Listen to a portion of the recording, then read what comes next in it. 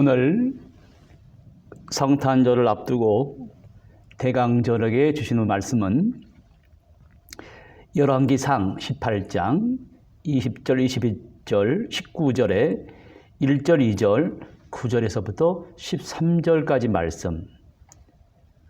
왜 성경에 엘리야를 포함하여 하나님의 사역을 맡은 사람들은 왜 사막으로 들어갔습니까?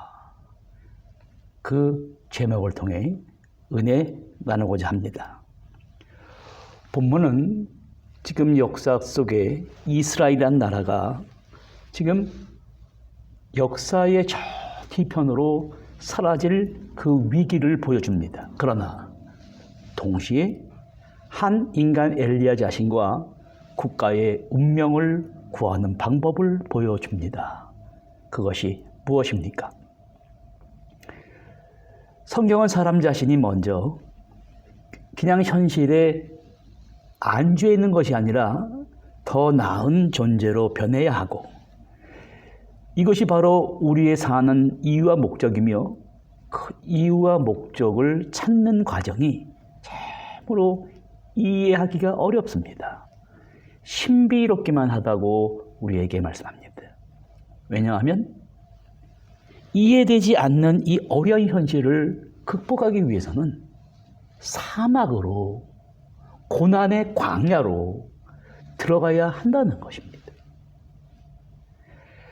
오늘 본문에 이런 말씀이 나옵니다. 이스라엘 왕 아합과 그 부인 이세벨이 바알이라는 우상을 섬기기 시작했습니다. 이스라엘 사람들이 같이 따라 숭배했습니다. 이스라엘이라는 나라의 정체성이 상실되어 갔습니다. 분노하신 하나님은 3년 동안 비를 주시지 않았습니다. 여기에 바로 엘리야가 나타나 싸우고 있습니다. 이스라엘 사람들은 자신의 종교를 자신의 물질적 풍요를 위해 믿었을 뿐 하나님과 어려운 이웃과 사랑과 정의를 위해 존재하는 것이 아니었습니다. 엘리야의 외침은 그들의 관심 받기였습니다. 버나드 쇼라는 사람은 이런 말을 했습니다. 사람의 가장 나쁜 죄는 그들을 미워하는 것이 아니라 그들에 대한 관심이 없는 것이다. 무관심은 비인간성의 본질이다 라고 이야기했습니다.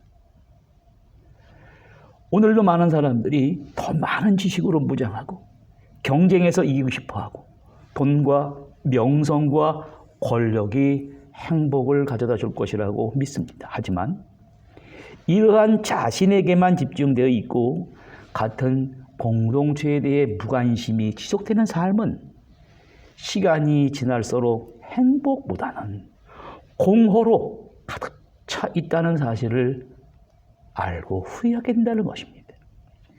성경에 나타난 예언자는 바로 이 사실을 정확히 알고 하나님의 분노를 자신의 삶으로 투영시켜서 자기가 살고 있는 공동체의 문제를 자신의 문제로 여기는 사람이었습니다. 윤리와 도덕이 땅에 떨어진 이 바알 종교는 이스라엘 조상들이 믿어왔던 근본 유일신 신앙을 흔들어 놓았습니다. 엘리야는 제안합니다. 제물을 쌓아놓고 기도해서 하늘에서 불이 내려와 그 제물을 불로 태우는 쪽을 참 하나님 참신으로 인정하자고 했습니다. 먼저 바알과 아세라 선지자 850명이 단지에서 춤을 추며 황홀령에 빠져뛰기 시작합니다. 불이 내려오지 않습니다. 칼과 창으로 자기 몸을 피를 흘리면서 자위하면서 큰 소리로 기도했으나 하늘에서 불이 내려오지 않았습니다. 이번에는 엘리야가 나서서 아브라함과 이삭과 이스라엘을 돌보시는 주 하나님, 주여 불로 응답하옵소서. 기도가 끝나자 하늘에서 불이 내려서 번제물과 나무와 돌과 흙을 태우고 또 도랑의 물을 다 훑어버렸습니다. 이스라엘 백성들의 마음과 정신이 바알에게 귀속됐다가 다시 돌아오게 됐습니다. 애타게 기다리던 비가 내리기 시작했고 해가 됐습니다. 그러나 더 복잡한 문제가 생기게 되었습니다. 아합 왕 이세벨은 눈 하나 깜짝하지 않았습니다. 자신들의 예언자를 죽였다는 이야기를 듣고 이제 엘리야를 죽이기로 했습니다. 지금 엘리야는 도망치는 신세가 되어 깊은 사막으로 들어갔습니다. 최남단 부엘세바까지 도망갔습니다. 이것이 바알 신앙에 도전한 결과였습니까? 끝없이 펼쳐진 사막으로 깊숙이 들어가 탈취된 채로 로뎀나무 아래 앉아 있습니다. 자포자기 심정으로 죽기를 간청합니다. 여기에 바로 한 인격 속에 숨어있는 다른 제2의 자아가 나타납니다. 모든 사람들에게 나타나는 이러한 다른 자아의 표현은 그 차이가 너무 심각합니다. 그러나 이러한 자아의 그릇된 모습도 내 내면의 진정한 위대한 자기인 사람을 만나면 진정이 됩니다. 그런데 제2의 거짓된 자아가 인간의 본연의식의 뿌리를 뽑아버려요. 그래서 원래 자기로부터 메시지를 감청해내는데 어려움을 겪고 있습니다.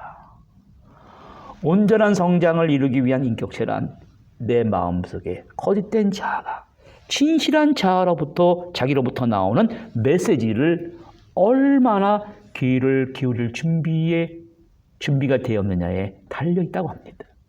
여기 엘리야를 보세요. 탈진되어 있습니다. 나를 죽여달라고 합니다. 바로 그때 잠이 들어버리고 누군가 와서 그를 일어나 먹으라며 깨웁니다. 엘리야가 일어나서 보니 아무도 없고 그의 머리맡에는 구워낸 떡과 물병이 놓여 있었습니다. 잠결에 시작한 엘리야는 그것이 먹은 뒤에 다시 잠이 들었습니다. 두 번째로 누군가 또 깨우며 말합니다. 일어나 먹어라. 네가 갈 길이 있는데 가지 못할까 하노라.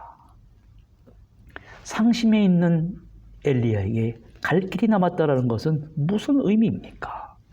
이 고난의 이 사막의 광야에 들어와 부딪힌 아직 가야 할 길이라는 것은 무엇을 말하는 것입니까? 새로운 길이 있다는 것입니다. 엘리야는 왜 일어나야 되는지 모르지만 그 길을 모색하기 위해 음식을 먹고 힘을 얻어 목숨을 건 40일간의 여행을 시작합니다. 엘리야가 도착한 것은 아주 높은 호렙산이었습니다. 거기서 바로 그토록 원했던 하나님의 모습과 음성을 들을 수 있었을까요? 시련과 도전의 어두운 그림자와 아파하는 자아가 만들어낸 진실은 무엇이었을까요? 마침내 하나님께서 이렇게 말씀하십니다. 엘리야야, 네가 어찌하여 여기 있느냐? 너는 여기서 무엇을 하고 있느냐? 엘리야가 말합니다. 나는 지금까지 하나님을 섬겼습니다. 이제 나만 남았는데 이세벨이 내 목숨마저 죽이려고 합니다. 엘리야의 정신세계를 지배한 신은 인간을 실망시키는 존재였을까요? 하나님은 절망한 엘리야에게 새로운 모습을 보여주겠다고 생각했습니다. 11절에 이제 곧 나 하나님 주 여호와가 지나갈 것이니 너는 나가서 산 위에 주 앞에 서 있으라. 엘리야는 허겁지겁 동굴 밖으로 나가 눈앞에 펼쳐진 장대한 산과 골짜기들을 보았습니다. 이전에 볼 수 없던 강한 폭풍우가 몰아쳐서 산을 쪼개고 바위를 부쉈습니다. 엘리야는 그 폭풍의 바람 가운데서 하나님의 모습을 찾았습니다. 하나님을 찾을 수 없었습니다. 이번에는 커다란 지진이 났습니다. 그러나 아무리 찾아봐도 하나님이 안 계셨어요. 용암이 튀고 불꽃이 산불이 났지만 그 불 가운데도 하나님의 모습은 없었습니다. 바로 그때 엘리야는 지금까지 들어본 적이 없는 아주 신기한 소리를 듣습니다. 어디선가 부드럽고 조용한 소리가 들려옵니다. 네가 어찌하여 여기 있느냐? 이 소리를 섬세한 침묵의 소리라고 증언합니다. 엘리야는 이 목소리를 듣고 새 힘을 얻었습니다. 그 옛적의 호렙산에서 모세와 이스라엘 백성들에게 천둥과 번개로 말씀하시던 하나님은 수백 년 후에 엘리야에게 아주 부드럽고 조용한 침묵의 소리로 자신을 드러내셨습니다. 엘리야를 통해 하나님은 사람에게 강한 인상을 남기기보다는 하나님의 깊은 뜻이 엘리야의 마음속에 수용되고 이해되기를 원하셨습니다. 이때의 하나님의 음성이란 외적인 것이기보다 성령에 의해 듣는 자의식에 각인되는 내적 감화입니다. 호렙산의 거친 폭풍우가 파이어토를 부신다면 하나님의 미세한 영의 침묵의 소리는 바위와 돌과 같은 인간의 마음을 부숩니다. 인간의 강팍한 마음을 무너뜨리는 그 소리는 인간의 의식과 무의식의 세계를 정화시켜 생각과 영을 깨끗하게 합니다. 이제 엘리야에게는 이 작은 미세한 소리가 폭풍우보다 천둥보다 더 무서웠을 것이고 엘리야를 새로운 길로 인도합니다. 엘리야야, 네가 어찌하여 여기 있느냐? 오늘 이 음성은 오늘 정치적으로, 경제적으로, 환경적으로 암울한 상황에 처해 있는 여러분과 저에게 주시는 음성입니다. 인간의 존재의 진정한 가치란 무엇입니까?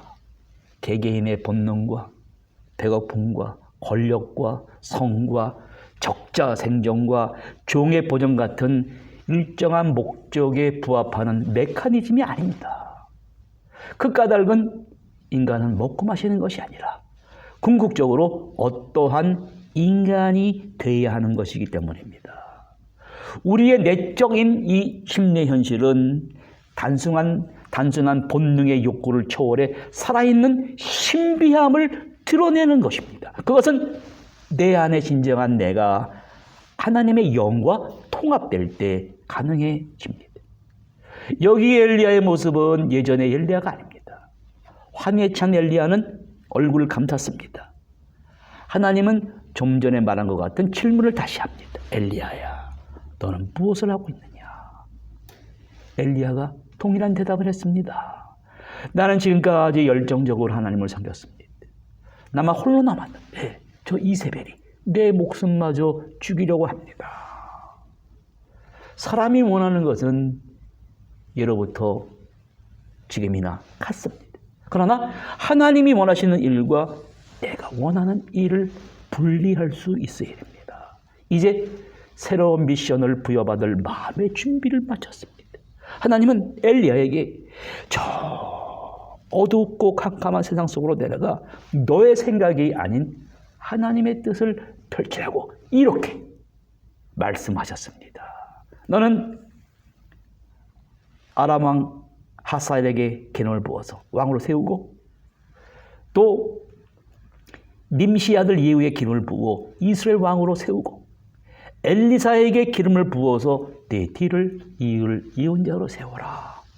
이 세 사람은 엘리야가 이해할 수 없는 사람들이지만 그러나 이 세 사람은 전혀 상상할 수 없었던 일을 연합하여 서로 힘을 모아 추진한 사람들이었는데 바로 아합 왕과 이스라엘 북왕국의 재난과 죽음을 가져다 준 인물들이었습니다. 지금 코로나 바이러스가 지구촌에 재난과 죽음을 가져다 주고 있습니다. 인류 역사가 시작된 이래로 수많은 전염병들이 있었습니다. 기원 전에도 아테네 역병이라는 것이 있었어요. 기원 후에도 로마 제국이 점령하는 곳에 안토니우스 역병이라는 것이 있어서 수많은 사람들의 생명을 앗아갔습니다. 1차 대전 때는 스페인 독감이 나타나 그 시대에 수많은 사람들을 죽이고 사라졌습니다. 의학자들이 연구한 거예요. 역병으로, 전염병으로 면역력이 약해 죽은 사람도 많았지만 그 전염병에 집단이 면역되면서 그 전염병은 사라지고 이렇게 사람들이 살아남게 되고 백신을 만들게 됐다는 것입니다. 가까운 예로 스페인 독감이 3년을 유행하다가 오늘 우리의 독감으로 자리 잡게 되었다는 의학계의 연구 결과가 있습니다. 코로나 바이러스가 지금 2년을 지나가고 있습니다. 1년 동안 어떠한 일이 나타날지 모르는데 오늘 우리는 하나님의 음성을 들어야 됩니다. 우리를 힘들게 하고 재난과 고통과 죽음을 가져다주는 이 일 뒤에는 하나님의 섭리가 숨어 있음을 우리가 보아야 됩니다. 여기에 바로 하나님의 일하시는 방법이 나옵니다. 하사엘의 기름을 붓고 아왕의 징계 채찍으로 삼고 예후를 삼고 또한 엘리사를 통하여 기름을 붓고 이 그들의 사역이 결과적으로 죽음을 가져오게 한 아합과 이세벨의 심판을 가져다 준다는 것이에요. 엘리야가 그때 깨달았습니다. 하나님의 심판의 칼이 바알 신화를 따르는 아합과 이세벨에게 당장 떨어지는 것이 아니라 앞으로 아람 왕과 예후와 엘리사의 활동으로 하나님 나라의 통치는 계속된다는 섭리를 깨달았습니다. 엘리야는 더 이상 고뇌와 허무주의가 아니라 내가 왜 여기에 존재하는 이유를 확실히 알게 되었습니다. 철학자들이 한결같이 얘기하는 것이 있습니다. 인생을 사는 이유를 가진 자는 인생의 어떠한 고통도 견딜 수 있다. 자신의 삶의 존재 이유를 아는 사람은 위적인 성공이나 실패를 초월합니다. 인생의 고통이란 견딜 수도 있지만 도저히 이해할 수 없고 참을 수도 없는 경우도 있습니다.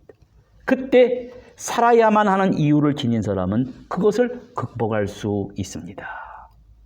엘리야는 하나님을 위해 일생을 바쳤어요.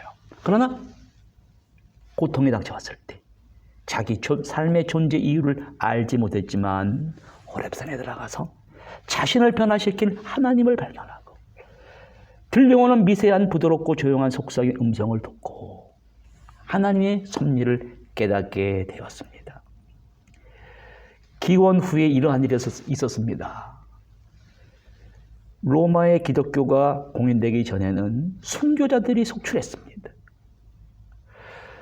로마의 핍박을 피해 사막으로 광야로 들어간 사람들이 있었지만 기독교가 공인되고 지하에서 지상으로 올려오고 건물을 짓고 성장을 했을 때 교회의 교부들이 4세기 5세기에 사막으로 들어갔습니다. 성 안톤이라는 사람은 로마의 핍박이 거치고 기독교가 공인된 이 번영과 광영의 시기조차 더 깊고 깊은 사막으로 왜 들어간 것입니까?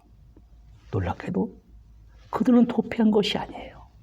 세상을 포기한 것이 아닙니다. 세상을 바꾼 결과로 말한다면 그 시대에 세상 안에 있는 사람들보다도 더 많은 영향력을 세속에 있는 사람들에게 끼쳤습니다. 이제 미래학자들이 기독교의 교세가 얼마 지나지 않아서 불길한 징조가 될 것이라고 보고합니다. 그 이유가 뭡니까? 그리스도인의 삶의 방식이 세상 사람들에게 외면당하게 되기 때문이라는 사실입니다. 도시는 살기 좋은 곳입니다. 그러나 전신갑주를 입어야 할 그리스도인들에게는 점차적으로 그리스도인들의 정체성을 무장, 해제, 당하는 곳이기도 합니다. 사막은 사람들이 살 곳이 못 됩니다. 그러나 기독교 역사에서 그리스도인의 정체성을 전승시키는 중요한 곳이었습니다. 컨스탄틴 대제가 313년에 밀라노 칙령을 선포하여 기독교를 공인하자 기독교에 대한 박해가 사라졌습니다. 이전에는 순교가 최상의 신앙의 표현이었는데 기독교의 공인으로 순교할 필요가 없게 되자 자발적 순교의 형태로 사막에 들어가서 살고자 하는 사람들이 있었습니다. 사막에서의 영성 수도 생활은 순교의 다른 방식으로 나타난 자발적 고난의 한 형태였습니다. 구약시대의 욥이 말했습니다. 나의 가는 길을 그가 아시나니 그가 나를 단련하신 후에는 내가 정금같이 나오리라. 욥의 이 육체와 정신과 영에서 불순물을 걸러내고 정금으로 변했습니다. 우리의 의식도 불필요한 요소들이 제거되는 진정한 정금